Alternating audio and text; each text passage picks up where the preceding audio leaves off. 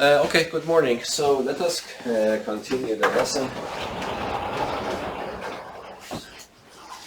So I hope that you refreshed a little bit yesterday about what we were doing. So if you remember, the last part that we were talking about was an inequality called the Cauchy-Schwarz inequality, yes?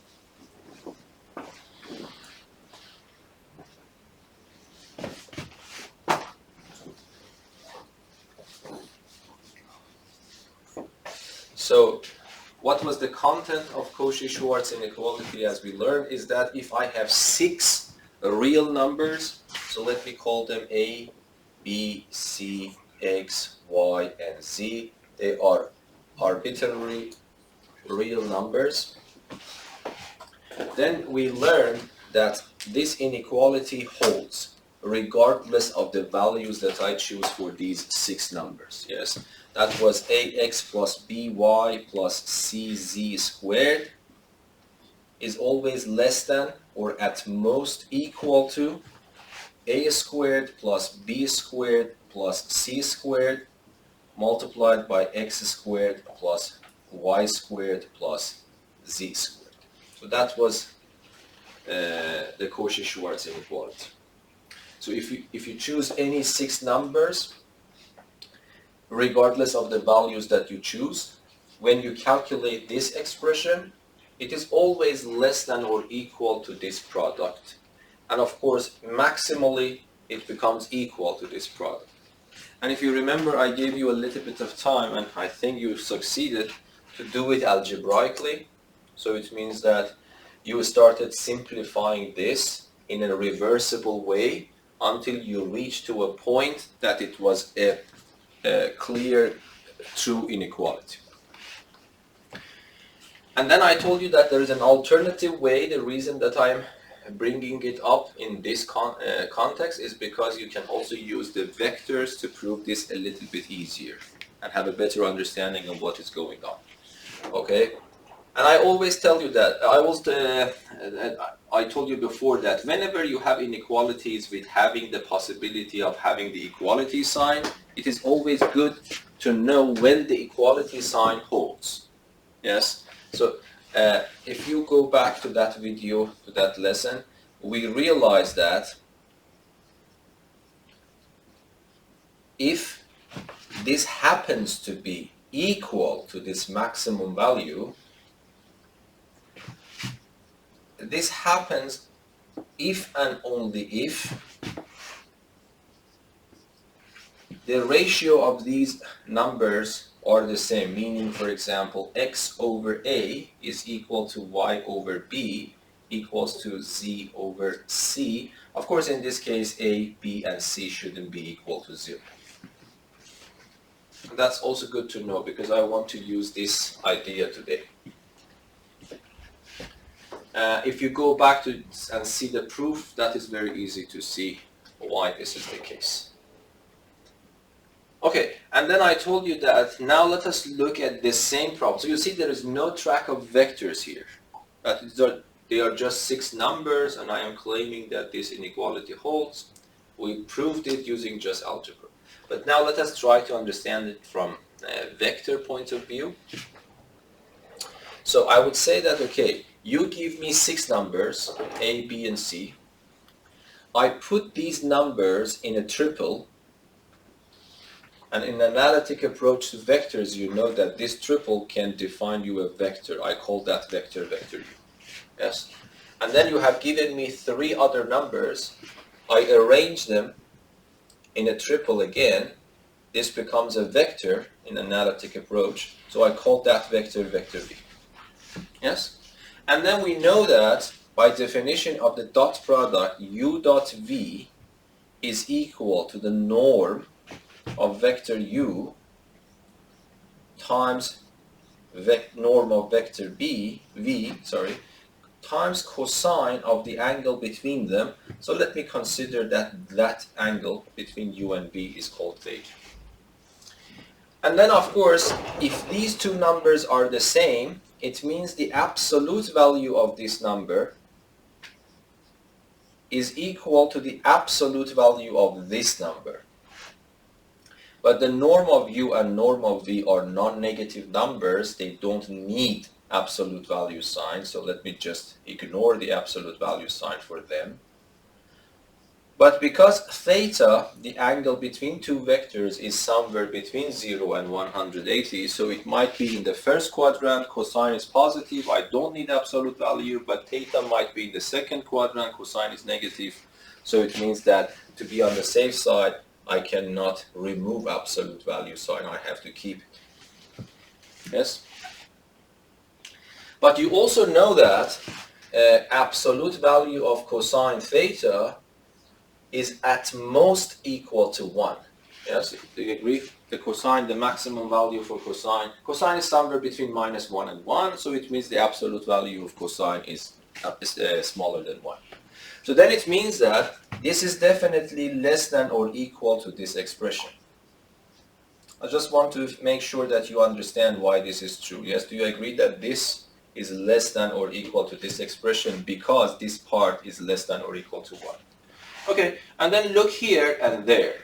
So that is the vector form of Cauchy-Schwarz inequality, which is actually very simple to see, yes? So I would say that u dot v absolute value is less than or equal to norm of u, norm of v. And then because this is positive, this is equivalent to raising both sides to power 2, and then I would write u dot v instead of absolute value. Because I'm raising to power 2, I really don't need it. I can just write pair brackets squared, and then this becomes less than or equal norm of u squared, norm of v squared. Yes. So you see that I am not doing any heavy algebra at all. I'm just, of course, I am writing too much to make it clear for you, but I think it's very trivial that we have that one. And that's exactly the Cauchy-Schwarz inequality. Why?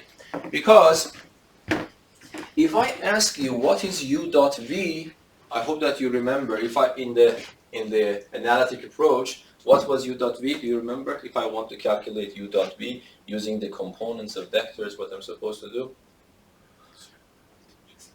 Yeah, multiply a by x, b by y, c by z, and add them. So instead of u dot v, I can write ax plus by plus cz. This is u dot v, but I have a power of 2 less than or equal to. Okay, if I ask you what is norm of u is what? Is nothing except square root of a squared plus b squared plus c squared. But when I square this norm, it becomes just a squared plus b squared plus c squared. This becomes, instead of this expression, I can write a squared plus b squared plus c squared. And for the same reason, the next one becomes x squared plus y squared plus z squared. So you see that this is very good to see that this is more or less a geometric way to prove this Cauchy-Schwarz inequality using the vectors. Is that clear? But now, let me ask you, when this happens to be equal, we know the answer to this question. Now assume that a, b, and c are not 0. None of them. And then you know already the answer to this question using algebraic method. But I want you to hear from you, how do you interpret this using a geometric approach? So can you come to the same conclusion but from a geometric perspective? When do you think this equality holds? You need to trace it back, yes? This inequality holds. Sorry, I'm asking you when this becomes equality. This becomes equality if and only this becomes equality. If and only this becomes equality. If and only if this becomes equality. Yes? So then I would say that equality happens if and only if, if and only if, what happens? This equality happens. Yes? And if I tell you when this equality happens, when this expression becomes equal to this expression if and only if this expression is exactly 1. Yes? So this happens if and only if absolute value of cosine theta is 1.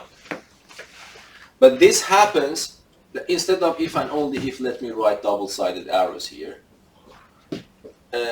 If and only if cosine theta is -1 or 1. Yes, absolute value of cosine is 1. This happens only under 2 conditions. Either it is -1 or 1. But if cosine theta is -1, because theta is the angle between 2 vectors, so it means theta is 180 degrees. Yes? Or if cosine theta is 1, it means that theta is 0. Okay? But this can be interpreted, I hope that you agree. What can I write? If the angle between 2 vectors is either 0 or 180 degrees, what can I say about those vectors?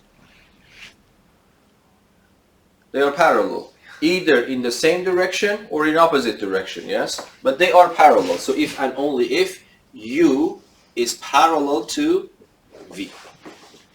Yes? So we realized that the equality in the Cauchy-Schwarz inequality occurs if and only if the vectors involved are parallel. But we already know another way to understand when they are parallel. They are parallel if and only if one of them is a multiple of the other. Yes? So if and only if there exists, for example, a number lambda in R such that, for example, U, or let me write V, is lambda times U. It doesn't matter, of course. One of them is a multiple of the other. Yes, I told you that there are 2 criteria for parallelness. Do you remember? Let us refresh the memory. One of them is that 2 vectors are parallel if and only if each one of them is a multiple of the other one. What was the other criterion? So these are salient points of our lesson, yes? Perpendicularity has something to do with the dot product. 2 vectors are perpendicular if the dot product is 0. But 2 vectors are parallel if and only if the cross product is 0, or another alternative is saying this. But of course these two are equivalent, as we will see later. Okay, so any questions so far? Okay, but now let us go back to analytic form. So this is happening if and only if, instead of V, I write x, y, and z equals to lambda times u. But we learned what is the rule. If I have a vector and I want to multiply it by a number from analytic approach, I just multiply that lambda inside the components. So it becomes lambda a, lambda b, lambda c. Yes? And this happens if and only if what? If and only if x is lambda a and y is lambda b and z is lambda c. Yes? But this, what does it mean? It means x over a is lambda, y over b is lambda, z over c is also lambda. So this means that x over a, y over b, and z over c are the same. And that is exactly what we got from algebraic point of view. But it is very good to be able to interpret these things also from geometrical points of view. Yes? Is that clear? Okay, but let us try to solve some problems who is somehow using the idea of Cauchy-Schwarz inequality. Okay, and remembering Cauchy-Schwarz inequality, if you remember this definition, is always easy. If you forget about it, if you understand how I did it, so you can immediately find it yourself. Okay, for example, let me give you an example here. Any questions here so far? Okay. So, example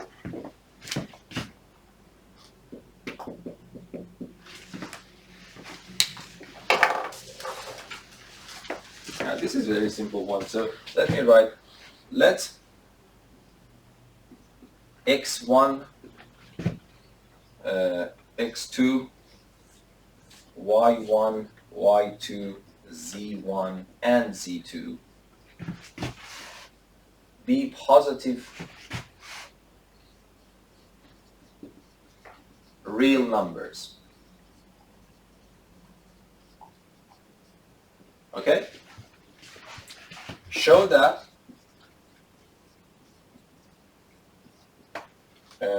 square root of x1, x2 plus square root of y1, y2 plus square root of z1, z2 is less than or equal to square root of x1 plus y1 plus z1 multiplied by x2 plus y2 plus z2. Yes. So in mathematics Olympiad problems, you always get an inequality to prove, because you have to be really creative to be able to find the connection with the inequality given in the question with the famous inequalities that you have trained yourself for during your practice. But I don't want to go into that direction, but I also want to enjoy a little bit from the journey itself, so we can just solve that inequality. So again, you can start from scratch, of course. I don't know, I don't have any idea how to start from scratch. Probably squaring both sides, simplifying things might give rise to something that we already know is true. Another way is that you know this example is somehow should be related to the Cauchy-Schwarz inequality. So another alternative is to find a way to connect somehow this inequality to Cauchy-Schwarz inequality. If you can connect this, and because we have already proven the Cauchy-Schwarz inequality, then it means that I am done. Okay, so I want to give you a little bit of time at least to think about this yourself. Okay, so I pause the video. So Jonathan, if I pause the video, you will not be able to see the board. If you want to write it on your notebook, I give you nearly 30 seconds to write it down if you want to think. And then I will pause the video.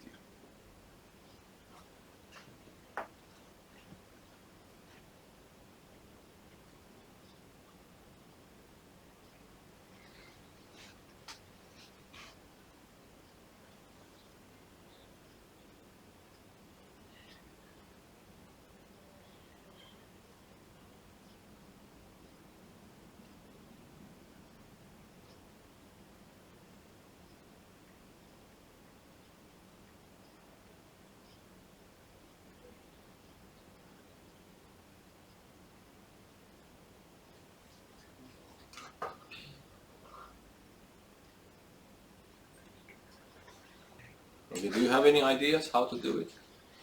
Yes? I kind of do, but I'm not sure.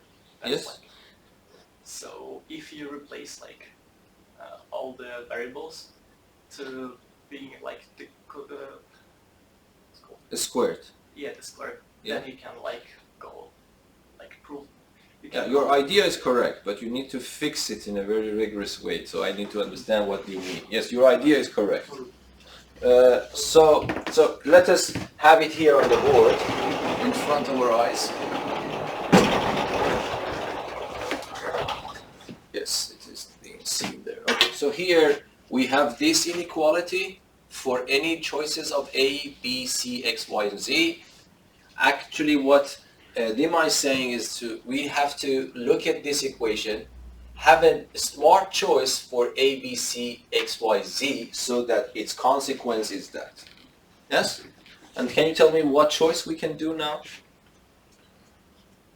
I mean x squared. For example, yes? 1 squared, x squared. Or wait. So, I mean, what is your choice for A? Can you tell me?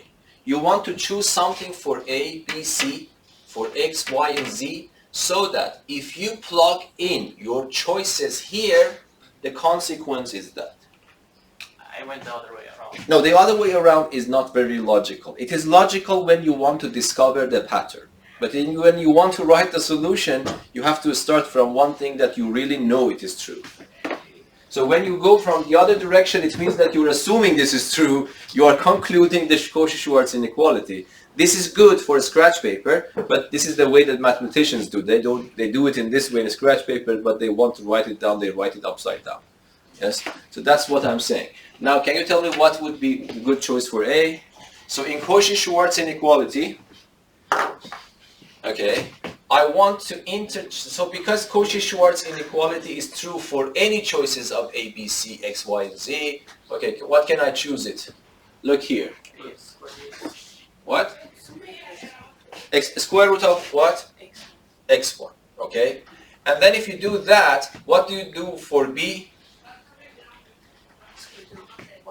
Square root of Y1. And if you do it for C, what do you do? Square root of Z1. But what do you choose for X then? The square root of X2. Yes? Square root of X2.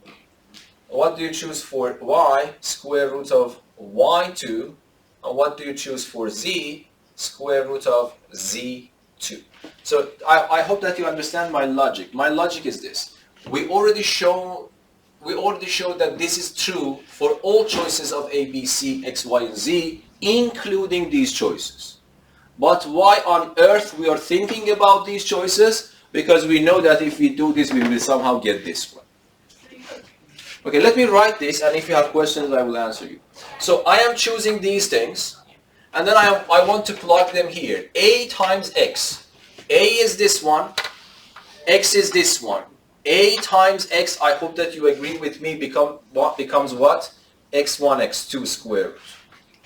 And then plus BY, this multiplied by that becomes plus Y1, Y2, and the same story for Z1, Z2. Squared is less than or equal to A squared plus B squared plus C squared, which becomes X1 plus Y1 plus Z1 multiplied by X squared plus Y squared plus Z squared, which becomes X sub 2, Y sub 2 plus Z sub 2. This is what I get. Now I answer, yes. Are you allowed to take the square root and then replace? And you take the first, Here, the upper one, the Cauchy-Schwarz. here, No. here. Yeah, you take the square root and then No, if you take a square root, here that is okay, because I know that they are non-negative. But when you take a square root here, you have to put absolute value for that. So if you want to start with the version without this power of 2, Cauchy-Schwarz inequality reads absolute value. Yes? But then I don't see any track of absolute value here, so I prefer to start with this version. Yes? Okay. Now I take a square root again, but do I need to put absolute value here? In principle, yes, but it is unnecessary here because all of them is guaranteed to be positive. So that is the reason I don't put this. So then it becomes square root of x1, x2 plus square root of y1, y2 plus square root of z1, z2. In principle, absolute value, but it is unnecessary here. And then it becomes less than or equal the square root of that.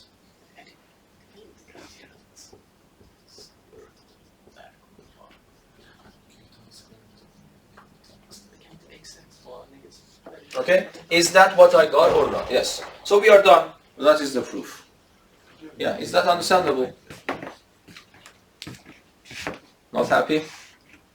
It seems so simple. Yeah, it is simple, yes. Is that enough proof? No, yes, this is very, very important for me to understand. This is done now. Finished. The only thing, no, this is simple because we have already done the hard work. We have already proven Cauchy-Schwarz inequality. Yes? And I am using Cauchy-Schwarz inequality, which is proven for all cases, for a particular case, that it will give rise to the question in the problem. Yes, but I hope that you understand. This is done. Yes? Is that understandable or not? Okay. Okay, but some more interesting problems, if I can write this one as well for you. This is good, by the way. You will study this in the last year of the first year in the in the last part of the first year in the university. Okay, but this is something we can do it right now. I want to give you an example. I will give you a little bit of time to think about it because I agree that this is simple. You can find it, because I am giving you example for Cauchy-Schwarz inequality. So let me write it down here for you.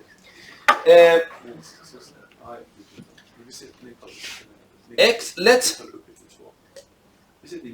x, y, and z be real numbers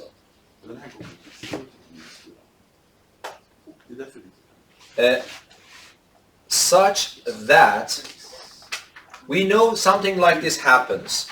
2x plus y plus 2z is equal to 6.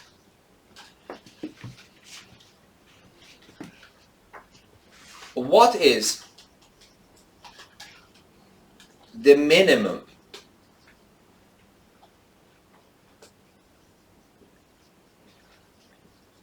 value for x squared plus y squared plus z squared? For which values, for which value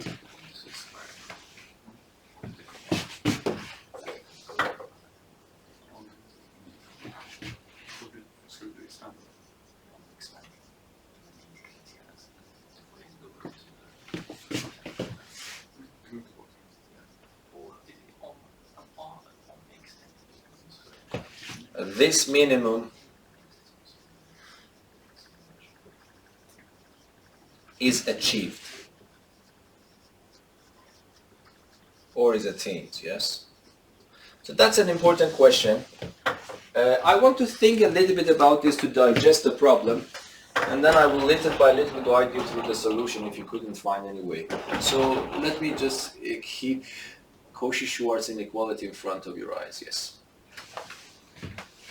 Yep. I'm a bit confused about the previous problem. Yes? So why can you go from that step to this? Why I can go? Yeah. I take a square. I can take the square root of this and a square root of that. If a number is smaller than the other number, definitely the square root of the first number is also smaller than the square root of the second number. Yes? He's wondering why you can't put, why you don't have to put absolute No, value. you have to put absolute value all the time. But I put absolute value here, but then I look inside the absolute value sign, and I am certain about that inside the absolute value sign it is always positive. It is guaranteed to be positive. So this means that, yes, in principle you are right, we have to put absolute value. And if you put absolute value, it is not wrong. But is absolute value in this particular case necessary? I would say no. Because inside absolute value sign, I have a non-negative expression. So I remove it. My question is just, can't like x1, for example, be negative? No, this is given in the problem. Okay. Oh, so that. No, if x1 can be negative in the first place, might be I will have problems with the question itself. Yeah. So it is guaranteed that these are positive numbers.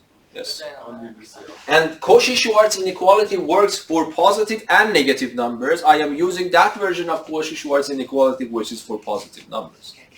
Is that understandable? So that is why it is given in the problem itself that these 6 numbers are positive. Yes. So can't you take the square root from the first place? From what? From what? Yeah, but you said that you can't take the square root because it should No. be negative. No, I don't tell you that. I am telling you that if you take absolute value there, because when I wrote Cauchy-Schwarz inequality, I just wrote A, B, C, X, and Y, Z are real numbers, including negative numbers. So this is the version of Cauchy-Schwarz inequality that you see in the textbooks. But if you want, you can say, I take this away, I put a square root here, and then I have to put this for the time being absolute value. Yes? And you can start from that version. You will have absolute value here, but then later in this problem you remove absolute value because you don't need it. So then I don't recommend you to write it in that way because this is the common way that you see it. But so you can do that. You can do that. You can take this one, 2 away, and instead of pair of brackets put absolute value and put a square root here on top. This you can do. But you cannot right now remove the absolute value. Because we don't know. It depends. But in this case, still we have absolute value. If you want to start from your version, it is a little bit simpler. You get this and that. But then in this particular case, this absolute value sign can be dropped. Yeah, so the solution, you can do that. So Yes, in this problem you can. Yes. I mean, Okay, but now let us go back to this problem. X, Y, and Z be real numbers, but not arbitrary. Yes, they are not arbitrary. They are satisfying this condition, which in mathematics terminology we say constraint. Yes. X, Y, and Z are not totally free. They have to satisfy this condition. For example, X, Y, and Z cannot simultaneously be equal to 0. Because in that case, the left-hand side becomes 0, the right-hand side is 6. So it means that 0, 0, 0 should be ignored. And many, many other ones should be ignored. Only the ones that satisfy this condition, we know them. We keep them. And then I am asking you, if I want to respect the constraint here, what is the minimum value for this expression? Now I want to ask you one question, answer it in 2 seconds. Let me remove the constraint and ask you the same question. What's the answer? Remove the constraint, answer the same question. Yes? 0. 0. When that minimum is achieved, for which values of x and y and z the minimum value is achieved? When each one of them Is 0. So the answer to this question, if I take this constraint, is super simple. Yes? If I don't have this constraint, this is non-negative, non-negative, non-negative, so the sum of 3 non-negative numbers is at least 0. It cannot be less than 0. Is 0 achieved? Yes. When I choose x, y, and z all equal to 0. So the hard part is when I put the constraint here. Is that understandable? So it means that you need to consider all triples satisfying this. For each triple, calculate this and register it. And after this is done, which will not be ever done because there are infinitely many, then you have a minimum value in your list. And that is the one that I want to calculate. Okay? So I want to give you a little bit of time. This is not hard. This is an example related to the Cauchy-Schwarz inequality. Try to think that how can you find. It's very, very simple. Just try to think a little bit. I pause the video now. Okay, any ideas? Because the idea is important, otherwise I can do the details for you. How this problem do you think is related to what we have here, Cauchy-Schwarz inequality? Yes? I have an idea. Yes? So we can give the rows of A, B, and C to 2, 1, and 2. Okay, let me just do that step by step. That's correct. So what you are saying is that I take the Cauchy-Schwarz inequality, comparing this part with that part, you get somehow motivated that 2, 1, and 2 are playing the roles of A, B, and C correspondingly. Yes? So you say that I take Cauchy-Schwarz inequality, I replace A with 2, I replace B with 1, I replace C with 2. And then the Cauchy-Schwarz inequality will tell you that 2x plus y plus 2z squared is less than or equal to a squared, which is 2 to the power 2, plus b squared plus c squared multiplied by x squared plus y squared plus z squared. And if you don't mind, okay, continue. And then you can start to simplify. Yes, so this one, what should I do for this one? I mean, This is 6. it's 6. So when I put 6 there, it becomes 6 to power 2 is less than or equal 4 plus 1 plus 4 is 9. And if you don't mind, let me write 36 here. And times x squared plus y squared plus z squared. So then it becomes completely clear. I divide by 9, so it becomes 4 is less than or equal to x squared plus y squared plus z squared. In other words, x squared plus y squared plus z squared is greater than or equal to 4. Yes? So this means that if I ask you what is the minimum,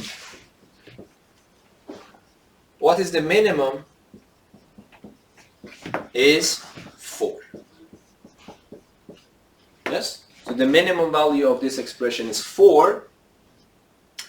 But when it is achieved, so you need to find 3 values for x, y, and z. So that, first of all, they satisfy this constraint and give rise to 4 when plugged in this expression.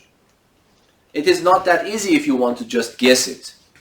So you should be able to do it systematically. So how can I do that? Which values? So we are claiming the minimum value is 4. By the way, if 4 is not achieved, we cannot say the minimum is 4. We can say the lower bound is 4. When you say minimum, the minimum and maximum should be achieved if they are really minimum and maximum. So far, because we trust the Cauchy-Schwarz inequality, we know that this equality can happen actually indeed. And if this can happen, it means that the minimum is indeed 4.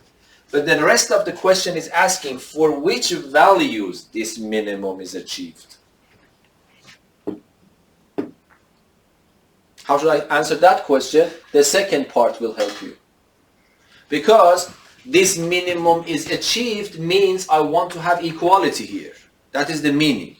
So equality means that equality here, equality here, equality in Cauchy-Schwarz inequality. But equality in Cauchy-Schwarz inequality happens if and only if this happens. Yes? So can you tell me x squared plus y squared plus, so let me write it in this way. The minimum is achieved. The minimum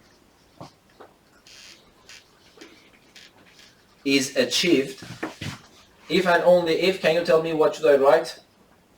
Is achieved if and only if what happens? Can you write me something here? Using the second part. X divided by 2.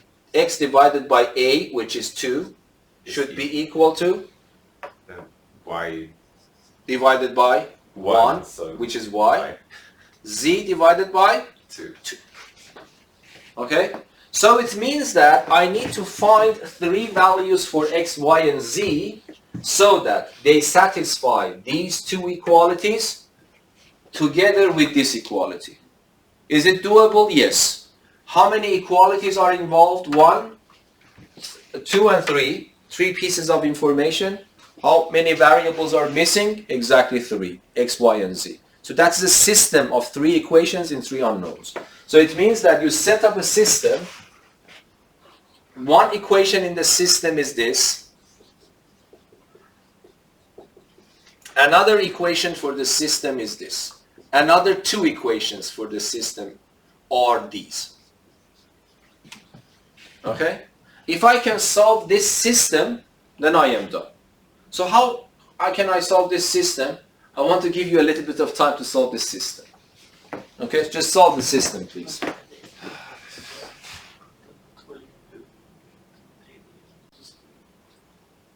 So Jonathan, if you want to take the note, yeah, that is the system that you're supposed to solve.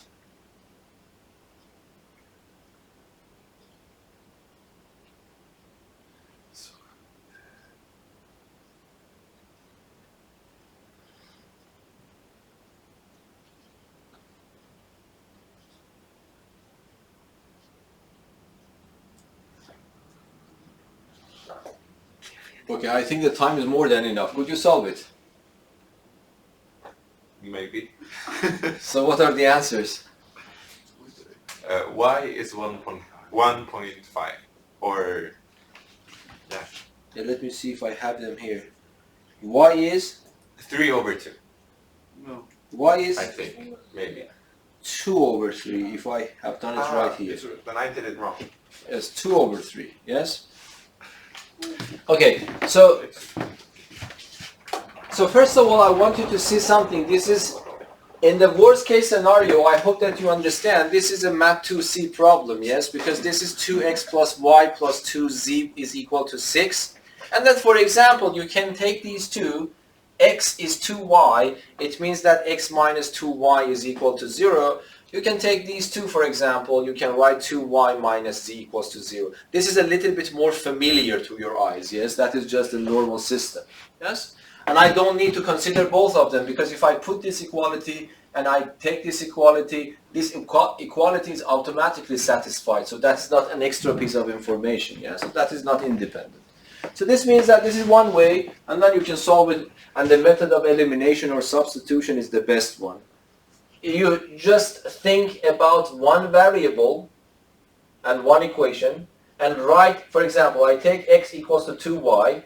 Wherever I see I put x equals to 2y, then I get something with y and z, then I solve the system, find y and z, put it back, I will get x. But for this particular one, I have a better way to do it, an alternative way. The alternative way is to say, this is a typical, if you want to be fast. If you don't want to be fast, that's quite good enough. Yes? If you want, yes? Yeah. Do you want to say something about the fast way? Yeah. What is that? You compare x divided by 2 and z divided by 2. Yes. Multiply by 4. Yes? And then you substitute it with 2z. Yes, but that is the way that you are doing is for particular this problem. Okay. But let me tell you something. The way that I do it, I take this to be t. I bring in something in. Yes?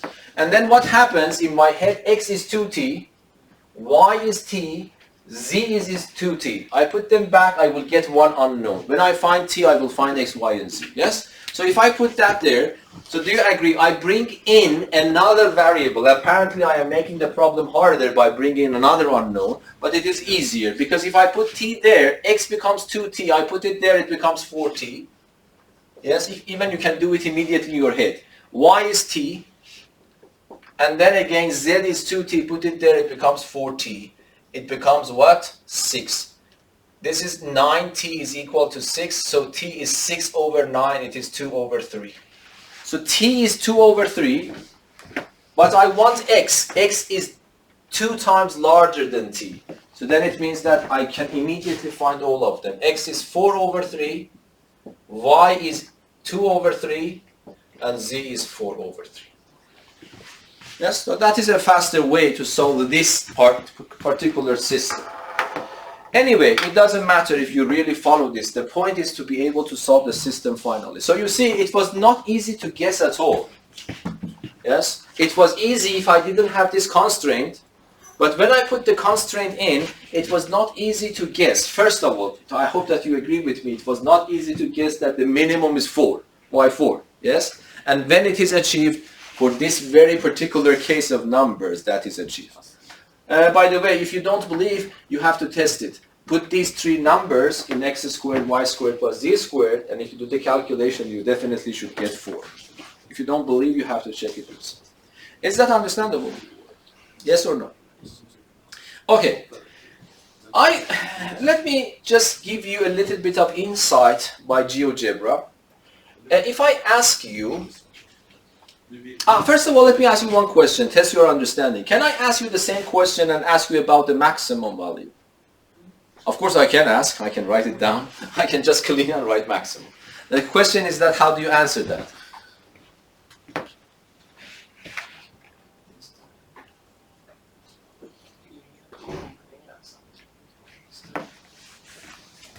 My question is that, clean the word minimum, and whenever you see minimum, write maximum, and answer the question again.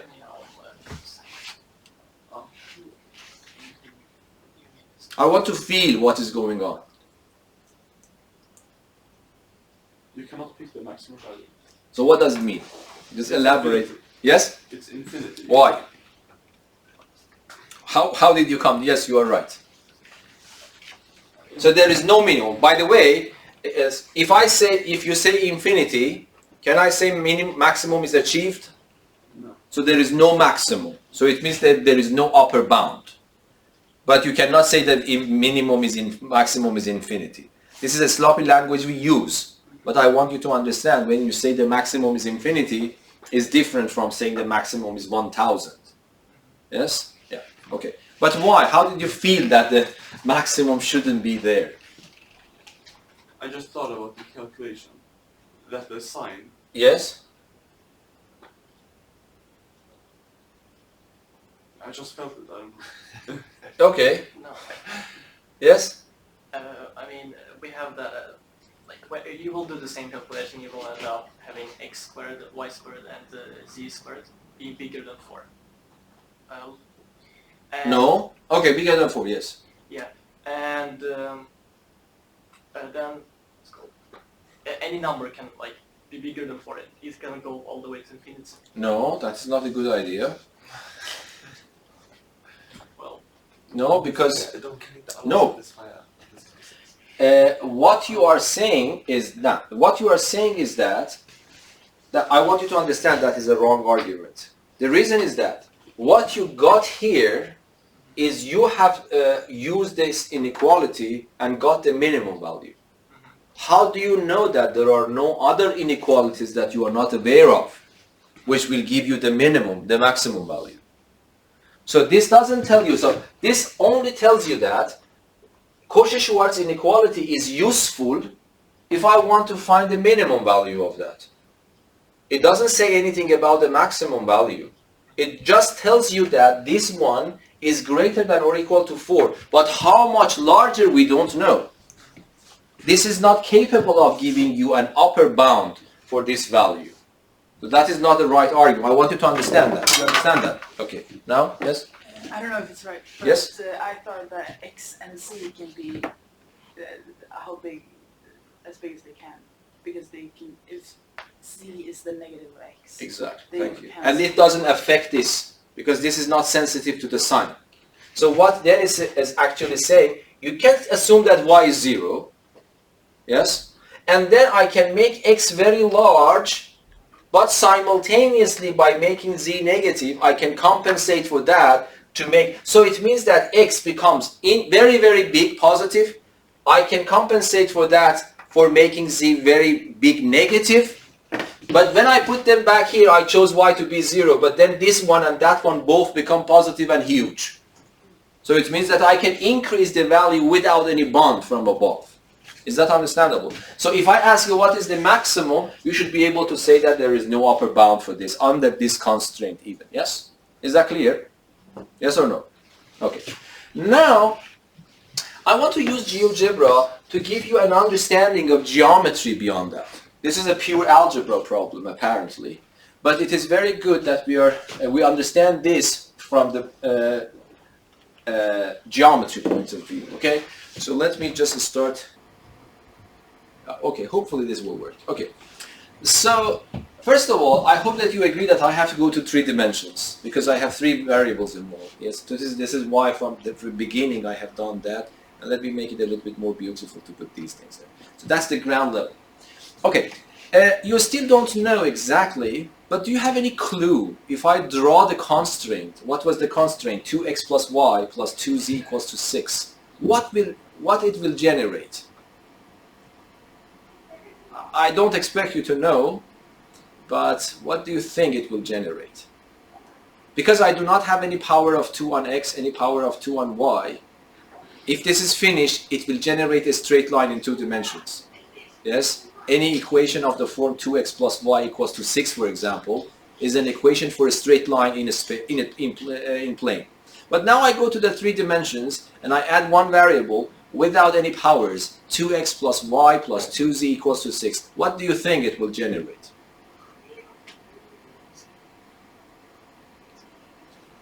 It should be something flat. Yes, in 3 dimensions, if you want to have a flat, it should be a plane. Okay, so let us just do that. 2x plus y plus 2z equals to 6. Oh, what happens? It became equality. They are equality. So this is equal, that is correct. This is first of all 9, not 6. Yeah, it should be 6. And then this is plus. Yes. And that is your plane. Yes. So let me just try to rotate it a little bit. So you see that that is the ground level and that is your plane. Of course, that is not a plane. That is just a portion of a plane. Plane goes to infinity from all directions. Is that understandable? A little bit. So that is your plane. But now, I hope that you can understand it from geometric point of view now. My goal was to find the minimum of value of what? X squared plus y squared plus z squared. When you say that I have that constraint, 2x plus y plus z, it means that I lie somewhere on this plane. Is that understandable? If I want to respect the constraint, which is 2x plus y plus 2z equals to 6, it means that I am living somewhere on this plane. And but I am free to move on that plane only. So I am free to move, but I am free to move only on this plane. Is that understandable? Yes? Okay, but what is the geometric interpretation of this famous number? X squared plus y squared plus z squared should be famous for you. What is this measuring in geometry? If you have a three-dimensional coordinate system, and if you have x squared plus y squared plus z squared, what is it measuring?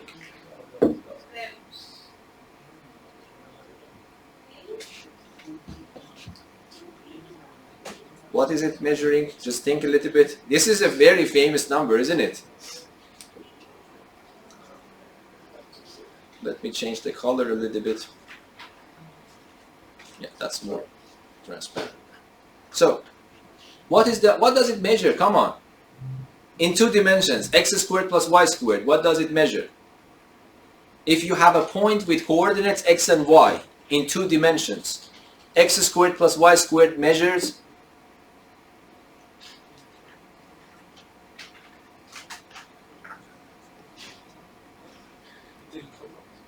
the distance of the point to the origin somehow. If I ask you what is the distance from the point xy to the origin, is a square root of x squared plus y squared. Agree or not? And that is the same thing for three dimensions. We had this before. If I ask you what does x squared plus y squared plus z squared measures, it is a measure of the distance of my point to the origin. Of course, a square of it. Understandable or not? Yes? So it means that, now can you interpret the same question geometrically? It tells you that you are somewhere on this plane because of that constraint, and you want to make x squared plus y squared plus z squared to be minimum. So it means that you need to find a point on this plane whose distance to the origin is as low as possible. Is that understandable or not? I want you to understand this problem geometrically means what I am telling you right now. Yes? Is that okay or not? And so it means that I need to find a point on this plane so that its distance to the origin is as low as possible. For example, intuitively it is clear if I go on top here, this is not a good choice. A good choice would be somewhere around here. Yes? Because the distance becomes as small as possible. But now, can you tell me where that point exactly is from geometrical point of view? On which point on this plane the distance to the origin becomes as low as possible? You tell me, and I use the features in Geogebra to find that point for you. But geometrically. This is understandable, by the way. This is the surface, and this is a point. You want to make this distance from this point to the surface minimum. Is it okay to go in this direction? Yes? Perpendicular. Yes? Now you can understand it. So it means that if I draw a perpendicular line, this is the shortest distance. Now I can use Geogebra to do the feature for me. So I go here, perpendicular line to the plane, you see. I go here, I choose the origin. Hopefully I can. Yes? And then I click here. No, it should work, so why it's not working? So I choose the point, a plane, and the point. No, what is... okay, sorry. Now I have to... I want to draw a line, it should work. So let me just put the point here. Let us see why it doesn't work. I put the point A is this one. and then I want to take this one. Yeah, this is the one. So I ask GeoGebra using this feature, okay? If you see, let me open it up again for you. Perpendicular line. And then from this icon you see perpendicular line to a plane is meant, yes? So I asked GeoGebra to draw a perpendicular line from the origin to my plane. Yes, might be it is not very clear for you why this is perpendicular. Let me rotate it a little bit. Hope you get a feeling why this is perpendicular. Yes? And now, can you tell me what should I ask GeoGebra to do for me? I need to ask GeoGebra to locate the intersection point. Yes? So why do you hesitate to say? You can save my breath. Yes? Okay. So what should I do? I should ask GeoGebra to calculate that intersection point. How should I do that, by the way? Intersection point in 3 dimensions are different. So if I go here, intersect, let me see if it works or not. Yes. You agree? This is the number. Do you remember it was 4 over 3? The number x, y, and z that were at t. It was 4 over 3, and then what was that? 2 over 3, and then 4 over 3 again. So that number that we got, this is the geometric interpretation of the numbers that we got. So it means that that constraint forced us to move somewhere on a plane. We are not allowed to leave the plane because of the constraint. And now we want to make the distance from the plane to the origin as low as possible. Then immediately you realize yourself from geometrical point of view, I need to find the perpendicular distance. Yes? And now can you tell me, look at your notes if you have forgotten, what is the distance from this point B to point A, the origin? What is the value? 4. 4. Because we calculated the minimum value is 4. When it is achieved at these numbers. Let me see if this is correct or not. The distance. I calculate the distance between A and B. So what is the number? By the way, the distance is 2. So yes, I might mistake myself. Because x squared plus y squared plus z squared is the square of the distance. And the square of the distance was 4, so the distance itself should be 2. And everything you can understand what is going on here. Is that clear? Okay. So I think this is a good point here if I want to stop so that you can refresh for the next lesson. Any questions? Okay. Thank you.